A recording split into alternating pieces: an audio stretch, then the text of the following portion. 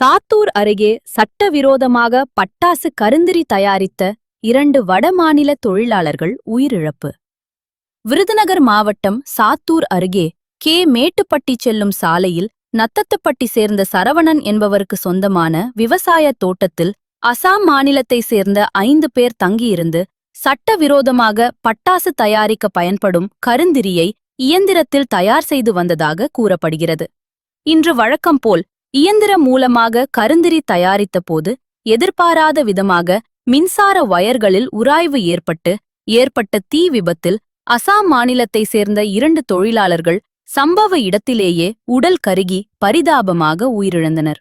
மேலும் சம்பவம் அறிந்து சென்ற தீயணைப்பு மற்றும் காவல்துறையினர் உயிரிழந்த இருவரின் உடலை மீட்டு பிரேத பரிசோதனைக்காக விருதுநகர் அரசு மருத்துவக் கல்லூரி மருத்துவமனைக்கு அனுப்பி வைத்தனர். விபத்து நடந்த இடத்தில் மாவட்ட காவல் கண்காணிப்பாளர் கண்ணன் நேரில் விசாரணை நடத்தினார்.